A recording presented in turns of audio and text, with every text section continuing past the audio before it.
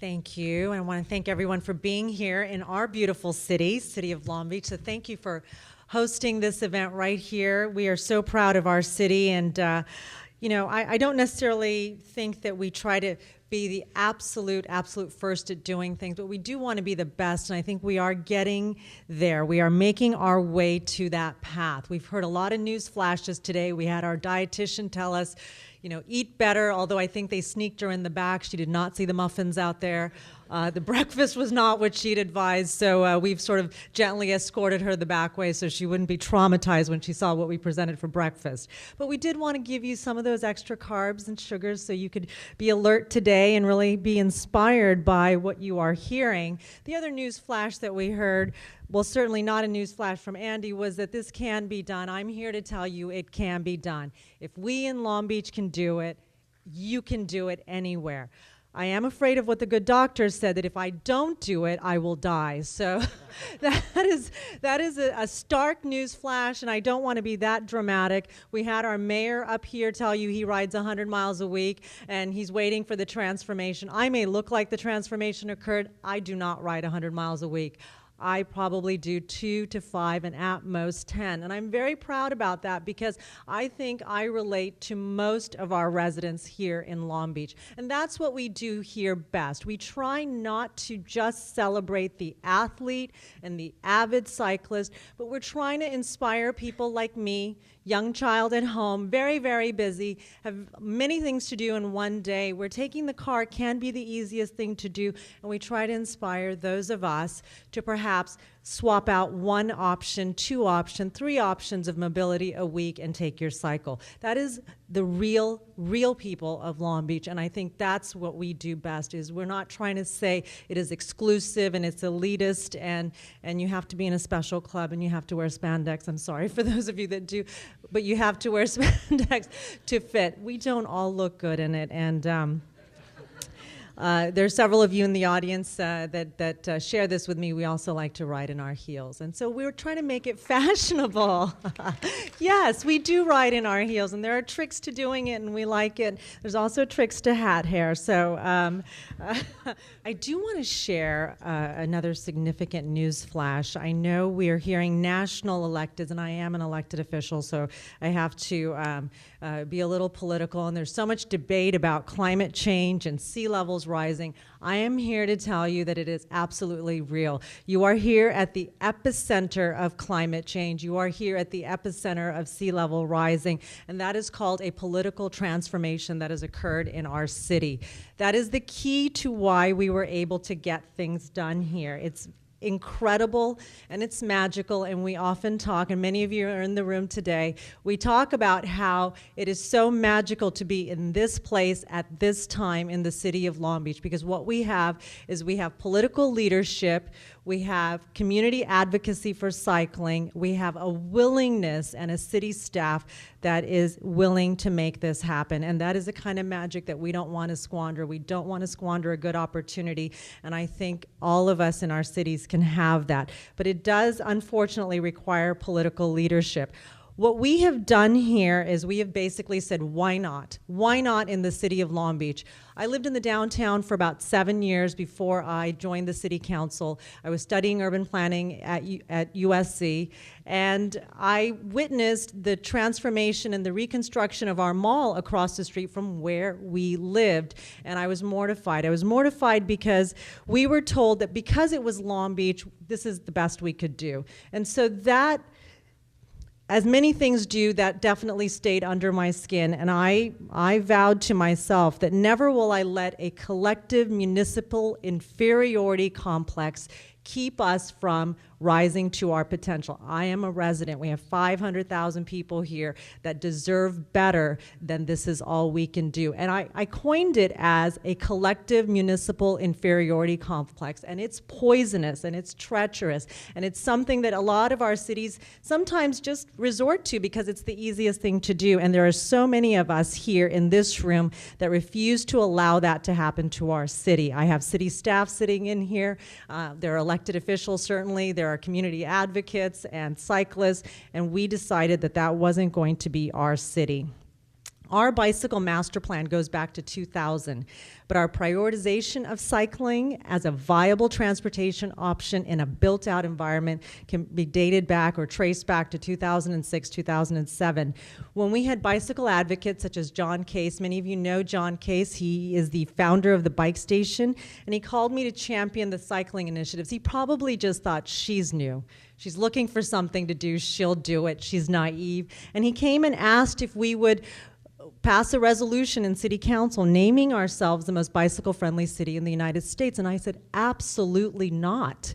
No, that is not the right ask. You want me to live up to that. And so we worked our way through it, and what I committed to doing is to getting us as close to that designation as possible, that I don't believe if we name it, it will happen. I was fearful of that. I was fearful of performance anxiety. So I said, let us perform first and let us do this right. So what I did was I immediately sought to raise awareness among colleagues and began to challenge the mindset of planning and public works. And I was amazed. A lot of folks think that public servants and civil servants aren't inspired. They are inspired. It's those of us in the elected positions that hold them back. I realized very quickly we have a very inspired staff at traffic engineering, in public works, in the various departments that really can make this happen, but we told them that they couldn't do it because it's the best that we could do. And so to have a few elected officials like our mayor, like myself, like others on the council, show up on the scene and say,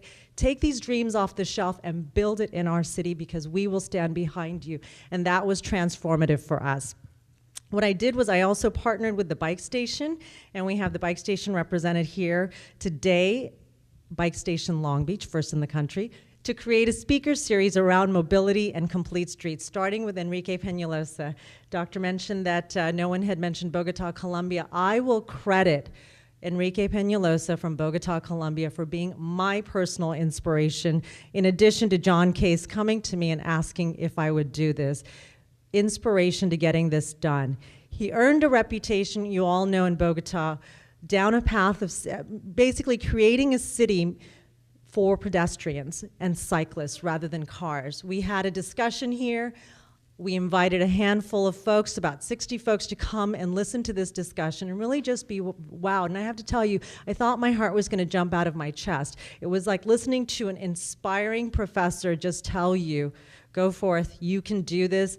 And one thing he shared with us is that as elected officials, we're not elected because we're brilliant in any particular subject matter. We are elected to give political will, that backbone that city employees, that advocates need to create this city. And I thought, I could do that. That doesn't take much. You don't have to have a degree in it. I have courage of conviction. I can do that. And so I went to each of my colleagues and said, that is our one role. City making is as old as dirt. There's nothing new necessarily about it. What we can do different here is apply the political support and political will to support our traffic engineer, to support our public works director, to support our planners, and create a more bikeable, livable city. This was a watershed moment for us because it united a lot of us around a vision of what Long Beach could be with its street grid system, incredible weather, and a DNA grounded in sports and active lifestyles associated with being a coastal city. We often talk, and Charlie Gandy's here, he was the first to teach me, first to have me recognize that it is in our DNA to cycle here. This is who we are. We need to tap back into who we are as opposed to trying to be like someone else. And we do that well here. We're not good at trying to be like someone else because we're just not. We don't have the topography for it necessarily. We have different streets and we have different people. We have a very unique set of people that live here, very diverse. And when we talk about DNA, I'm from India. I was born in India, and the first 7 years of my life were on the front little kiddie seat of my father's cycle. That is how we got everywhere. If we weren't walking or taking the bus, we cycled places. And a lot of us, if you look at the diversity in Long Beach, many of us are from other countries where we did cycle as our first mode of transportation, but somehow we're convinced that in order to demonstrate that we have arrived in society and we are now part of the middle class or better, we must have a vehicle. And I think it's just refreshing to let people know you can cycle here as well, and you'll be supported in doing so. And according to the doctor, we'll live a lot longer if we do. And so we're trying to inspire people to live an active lifestyle in the way an individual defines active lifestyle. I cannot do 100 miles a week.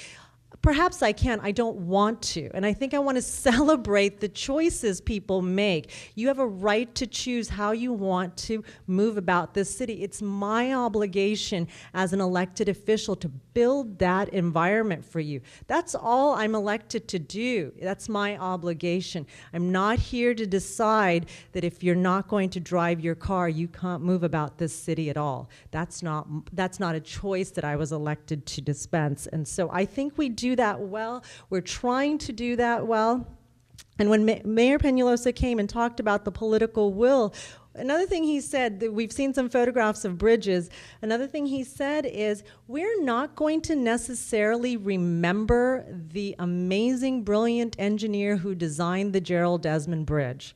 No one will remember that person's name, although we know Gerald Desmond as a person, but that's not necessarily the person that may have designed the bridge or even the new bridge that we will have, but people will remember the 1, 2, or 3 elected officials that made it happen, that directed resources to make something happen. And I think what he was talking to or trying to appeal to those of us who were elected is, you guys have big egos. You want to be remembered for something. You want to leave a legacy, and your legacy is going to be making this the most bicycle-friendly city in the United States. And so he's right. We do have big egos. We do want to get there, and we want to look good. And so for those of you who are in the audience that are from other cities, and you may think, we had met with a group from another city a couple weeks back, and they said, we have elected officials that feel as though we are depriving motorists, vehicle drivers, from their rights, depriving them of their rights to faster access. Well, we've done studies. I have my traffic engineer here. When you later go on that bike ride on Broadway, you'll see our separated bike lanes. It's sort of a crosstown freeway. You can go quite fast from one end to another. We're proud about the way our streets are laid out. You can take several streets and go from one end to another. And what we've learned is we've taken at most a minute off your commute if you are riding by car. From a year ago today to now, if you're driving down a lane that has a separated bike path, we've taken about a minute off your commute. Really, is a minute not worth making sure that all people have access to our streets? Because at the end of the day, you have to ask yourself, whose streets are these? These are not just one individual groups. Whose streets are these? And I submit to you that we make up a majority of people more than the minority. We like to be told that we're the minority, but we are not. I am part of a majority just like you are, and we need to really rise up with our elected officials and say, your obligation is to build an environment that reclaims the streets for all of us. That is what Mayor Peñalosa had shared with us, is you have not done your job unless you create a city that appeals and is navigable to the most vulnerable of your society. That could be a 14-year-old child who is too old to be driving around with his mommy and too young to have a license, or an elderly person who may not be able to navigate the city in most of the traditional ways that we see. That is your obligation. When you have built a city that can be navigable, that is navigated by the most vulnerable of your society, you've had a good day in urban planning. You've had a good day in city making. We talk about libraries being the people's university. I think the streets are the same. It is the absolute equalizer where we can all feel, young and old, of varying abilities, we can all feel equal. And I think that's very important. Some of you are gardeners. I like the title of this book, and it's called The Earth Knows My Name. And it's about ethnobotany. And so when we talk about DNA, and we talk about what is in our DNA, and I think about ethnobotany, and I think, you know, there are places in the world where the earth does know your name. Sometimes it's the place where you were born. It's the place where you drew your life. Often when I land in India, I know this earth knows my name.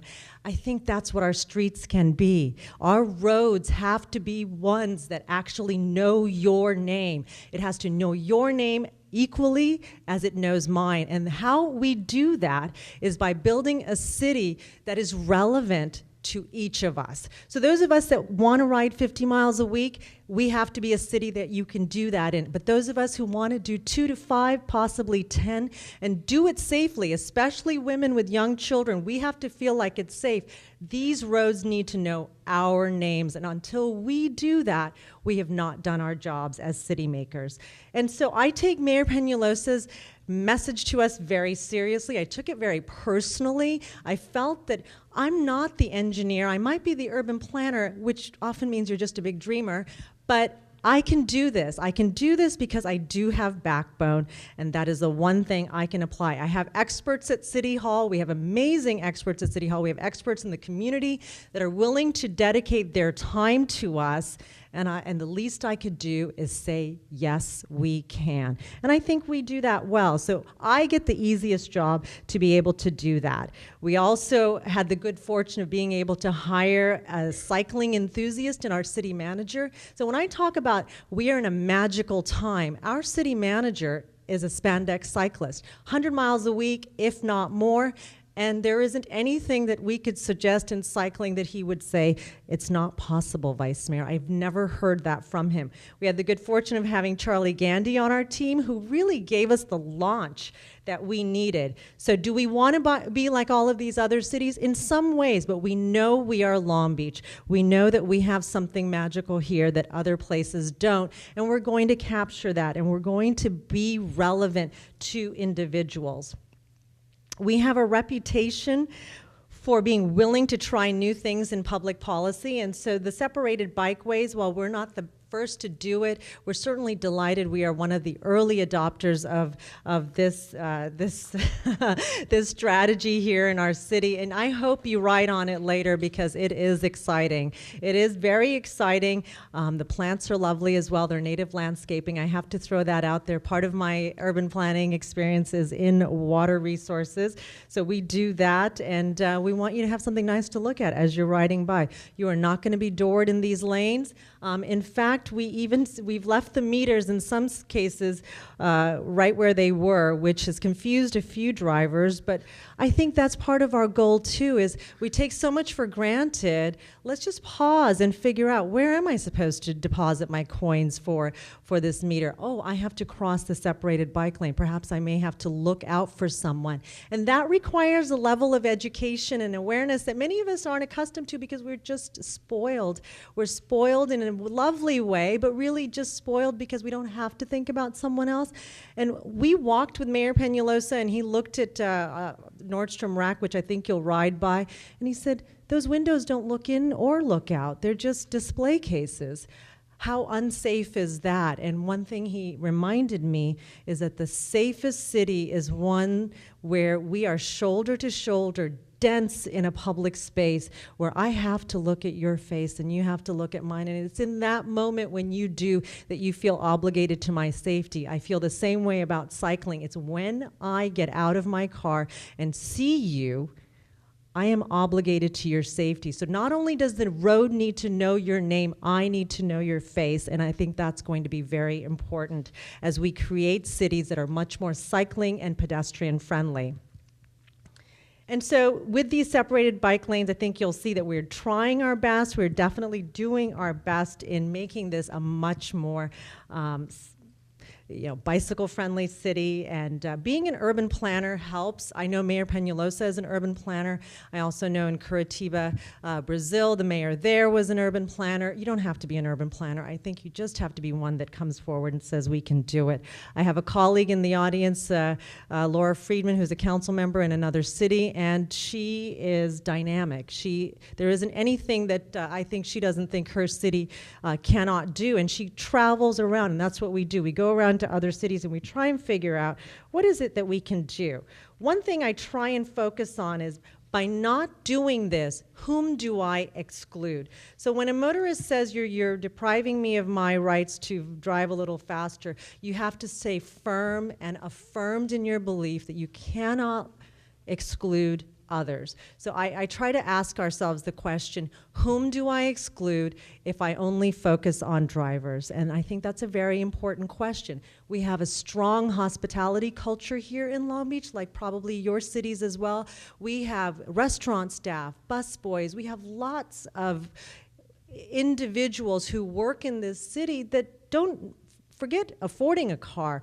We are in a parking impacted neighborhood anywhere in the 2nd District, which is where I represent. And so for them, cycling isn't just about not being able to afford a car or health or am I too obese, but it's really about once I get to my job, I can't park there and I don't make enough money to actually afford parking. And so we have to provide these options for everybody. And so we continually ask ourselves, whom do we exclude when we don't do this? We have many challenges. We've learned quite a bit so far, but I like what the mayor said this morning, which is you're going to hear a bunch of folks that are curmudgeons and they'll complain about how we didn't do this fast enough and we didn't do that fast enough. Just ignore them. I like that. Just ignore them because we are moving at a pace that's comfortable for our city. At the end of the day, while you might believe we could do so much more and so much faster, these are public resources that are being spent. I have to defend them. So while I'm out there boldly saying I have the backbone to support these initiatives, I have to defend the expenditure of public resources,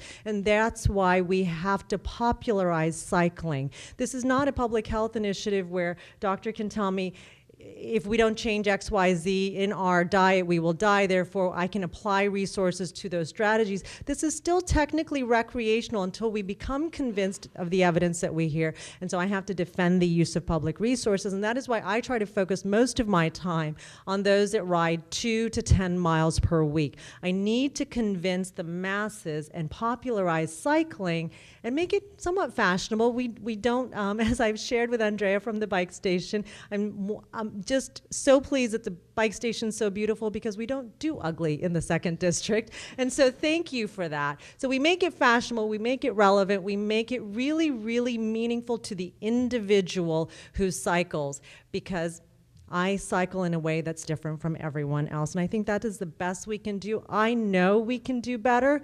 You know we can do better, and we're humble enough to say that. And so next time you see us, we will be the most bicycle-friendly city in the United States.